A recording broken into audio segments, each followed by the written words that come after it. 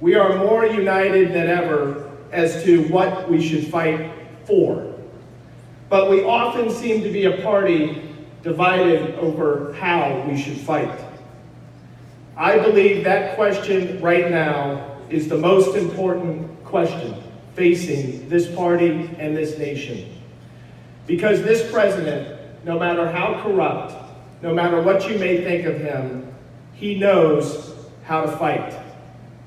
He may be the worst president in the history of our nation, but he also beat 17 very qualified, very experienced candidates, many of whom told us how bad he would be. How did he do that? Because he is a fighter. What I fear for this Democratic Party that I love so much is that we have a tendency to bring nail clippers to a gunfight.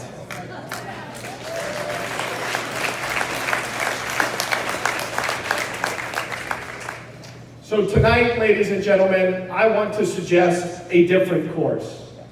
I believe that the Democratic Party must be a party that fights fire with fire.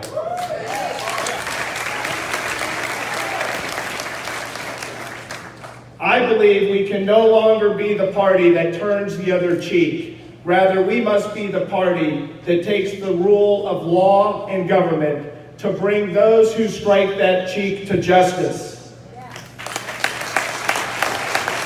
When they go low, I say, we hit harder. Now, I know many of you in this room may disagree with my approach. The answer to Donald Trump, you may say, is to be the opposite of him.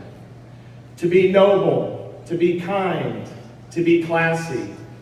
Let me be clear, I am for all of those things. But tonight, with our country under an unprecedented attack from a con man who looks out only for himself, I ask you this: can those that we fight for afford our gentleness? There is no question that we are the party of love in America. Love thy neighbor, love whoever you want to love. Extend a loving hand to those that are in need, those that have lost a job, those that need a helping hand. But here is what I believe. When you're fighting for the values of love, you cannot afford to fight lovingly. If you want peace, prepare for war, the old Latin saying goes.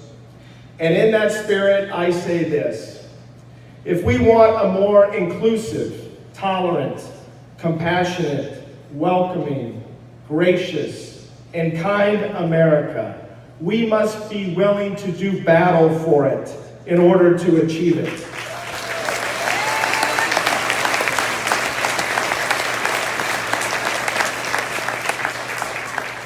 If we truly want the American dream for ourselves, our children, our families, and for each other, we must be willing to fight for it every day.